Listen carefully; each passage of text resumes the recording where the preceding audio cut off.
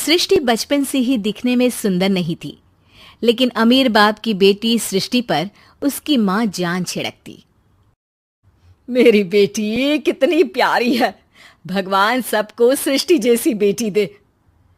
सृष्टि धीरे धीरे बड़ी होती है। एक दिन सृष्टि की सहेली कहती है, तू दिखने में कितनी अजीब सी है, लेकिन मैं जानती हूँ हम सब में सबसे अच्छी शादी तो तेरी ही होगी। तेरे पापा अमीर जो हैं। और बता नहीं सकते यार, दहेज तो हर कोई देता है, ये क्या ज्यादा ले जाएगी अपने पति के लिए? अरे बड़े शहर में कोठी है इसके पापा की। अरे पापा की है ना, कौन सी इसकी है? इसकी होती तब तो कोई भी लड़का इससे शादी कर लेता। अरे पापा की मतलब पापा की है तो मेरी ही है ना? किसने कहा? अब तेरी तो तब होगी ना जब तेरा भाई ना हो। वैसे भी शादी के बाद सारी प्रॉपर्टी भाई के नाम होती है। सृष्टि समझ जाती है कि उसे किसी भी हालत में माँ बाप की सारी प्रॉपर्टी को अपने नाम करना है, लेकिन कैसे? एक दिन सृष्टि का भाई शीनू कहता है, बहन क्या कर रही है? तुझसे एक बात करनी है। अरे हाँ हाँ करना, मैं तो तेरी बहन हूँ। बहन मेरी लाइफ में ना एक लड़की है, बहुत अच्छी है। मैं सोच रहा हूँ माँ और पापा से बात करूँ शादी के लिए।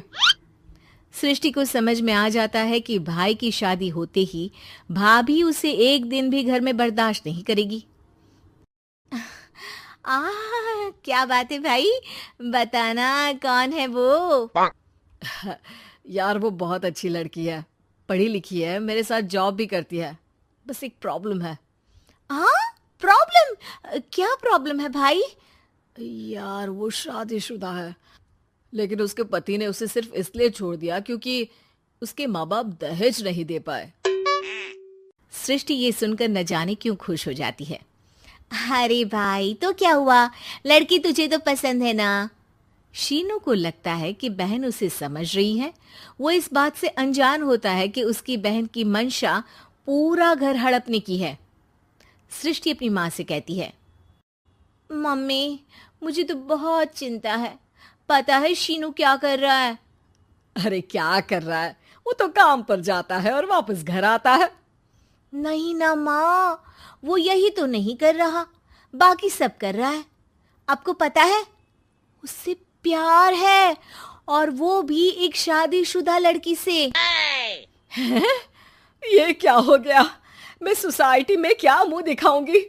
अरे तेरे पापा तो यही कहेंगे कि मैंने ही उसे बिगाड़ दिया है। माँ देखो, मेरी बात मानो, पापा पर भी विश्वास करने की जरूरत नहीं है। अब आप ही बताओ, पापा इतनी देर घर के बाहर रहते हैं क्यों? बोलो। अरे बेटा वो तो नौकरी करते हैं ना। तू बहुत भोली है माँ। पापा का ऑफिस तो 7 बजे खत्म हो जाता है, लेकिन देखो कितनी देर से आते हैं। अरे नहीं नहीं बेटा, ऐसी कोई बात नहीं है। सृष्टि माँ को एक औरत से बात करते पिता की फोटो दिखाती है। देखो माँ, कैसे हैं पापा? मैं ना कहती थी कि पापा सही नहीं है। मैं तेरे पापा से बात करूंगी, दे फोटो मुझे। ओ माँ, वो तो डिलीट हो गई। लेकिन चल, तूने तो देख लिया ना। पापा से बाद में बात कर लेना, और हाँ, मेरा नाम बिल्कुल मत लेना। हाँ माँ। अब क्या था, सृष्टि के माँ और पिता के बीच झगड़ा होना शुरू हो जाता है। सृष्टि के मन में क्या चल रहा था कोई नहीं जानता था। एक दिन, माँ सृष्टि के लिए एक लड़का देखा है, वो लोग शाम को उसे देखने आने वाले हैं। और हाँ माँ, एक खुशखबरी, मैं और पापा मिलकर एक नया बिजनेस ट्राई कर रहे हैं। शाम को लड़का आता है, सांवले रंग का। सृष्टि को तो बिल्कुल भी पसंद नहीं आता। लड़की की माँ कहती है, लड़की का चेहरा तो कोई खास नहीं, लेकिन अगर मेरे बेटे को आप लोग सेटल कर दें तो मैं उसकी शादी आपकी बेटी से करवा दूं। सृष्टि को लड़का बिल्कुल पसंद नहीं था। उसे भाई पर गुस्सा आ जाता है। लड़के वालों के जाने के बाद कहती है, माँ देखा, शीनू मेरे लिए कैसा लड़का लेकर आया, न दिखाने लायक न सुनने लायक, सेटल भी नहीं, वो भी हम करें। अरे माँ, मैं जानती हूँ ये मेरी शादी किसी भी घर में क्यों करवाना चाहता है। अरे कैसी बात कर रही है बहन? तूने तो देखा ना, लड़के को मैंने ही मना कर दिया तुझसे शादी के लिए। जिसने लड़का बताया था उसने उसकी बहुत तारीफ की थी। बात आई गई हो जाती है, लेकिन सृष्टि का मन शांत नहीं होता। क्या करूं, कुछ समझ में नहीं आ रहा। मेरी शादी हो गई तो ये लोग पूरी प्रॉपर्टी शीनू के नाम कर देंगे, मेरे हाथ तो कुछ लगेगा ही नहीं। तभी सृष्टि को आइडिया आता है। वो किसी वकील को फोन करती है।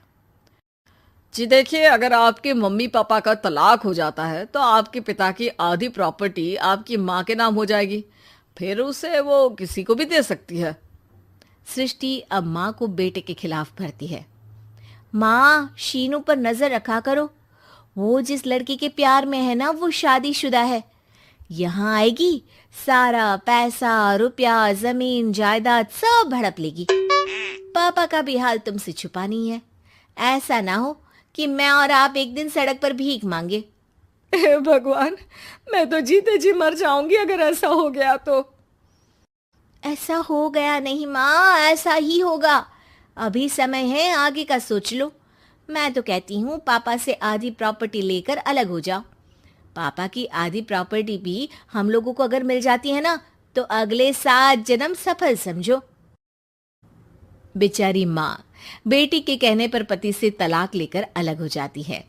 सृष्टि अब पैसों से गाड़ी और अपने दूसरे महंगे शौक पूरे करने लगी। उसके दोस्त भी उसके पैसे इस्तेमाल करते। सृष्टि, कल तुम कहाँ थी? मैं सारा दिन घर पर अकेली थी। तो मैं क्या करूं? मैंने ठेका तो नहीं लिया है ना तुम्हें संभालने का। माँ को सृष्टि से ये उम्मीद नहीं थी। वो बैठकर रोने लगती है। वहीं उसका पति यानी कि सृष्टि के पिता आ जाते हैं। मैं जानता था कि तुम्हारा यही हाल होगा, तो आपने मुझे रोका क्यों नहीं? मैं रोकता तो तुम रुकती क्या? सृष्टि के कहने पर तुमने मुझ पर अपने बेटे पर शक किया, लेकिन तुम ये भूल गई कि कैसे हम दोनों ने मिलकर जीवन में इतना सब खड़ा किया। माँ पति के गले लग जाती है। मुझे माफ कर दीजिए, मैंने आपकी कमाई का एक बड़ा हिस्सा गवा दिया। कोई बात नहीं, तुम साथ हो तो मैं ऐसी 7 प्रॉपर्टी खड़ी कर दूंगा। तभी वहां सृष्टि आ जाती है रोते हुए।